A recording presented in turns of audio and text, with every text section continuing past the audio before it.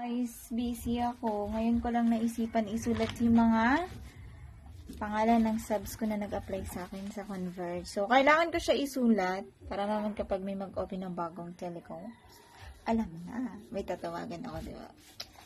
Yun talaga yun.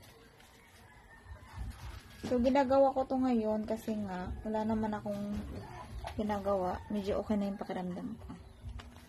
Then, kung hindi ko to kasi gagawin, sa susunod, hindi ko alam kung kailan ko na naman siya gagawin, diba? Kung kailan na naman ako magka-time.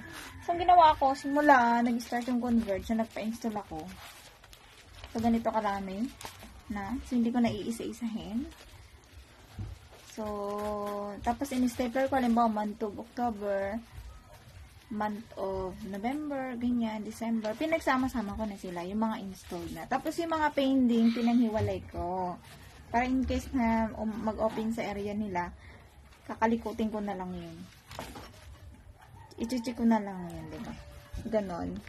So, kailangan ko isulat yung mga information nila para di ako malito. Tapos, lalagyan ko ng check na done, installed na, tapos paid. So, para hindi ako malito, diba? Yun, busy ako, diba? Ganito ako kapag walang nararamdaman, busy. Pero pag may nararamdaman ako, may trangkas talaga. Tapos maghapon lang akong tulog. Gumigising lang ako kapag umiinom ng gamot. Yes. Kaya kailangan ko na itong gawin.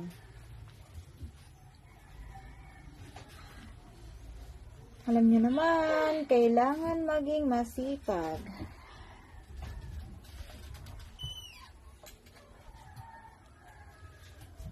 Tapos yung sinusulat ko dito, full name, tapos date, kung kailan sila nag-apply, and then contact number, and then address nila. Para madali ko siyang matandaan.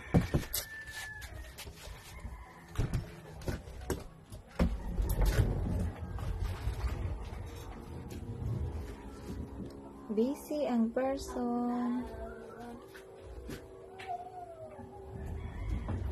Ito lang guys yung mga nag-apply sa akin sa Converge. Hindi ko na sinama yung iba kasi naka-file na. Nakalagay na sa isang ganito. Nilagay ko siya dito. As in, final ko talaga para hindi ako malito. Nilagay ko sa ganito. Halimbawa, katulad nyan. Pending. Tama ba? Tapos ito naman, lahat ng mga na-installan. May mga laman to. Mga application for new siya. So, ayan. Tapos, pag may napa-apply ako ulit, na-installan, nakuha ko yung commission. So, ilalagay ko ulit siya sa ano. Ganon. Para in case na hihingiin sa akin ng office, meron ako may bibigay sa kanila. Minsan kasi hinahanap nila yan.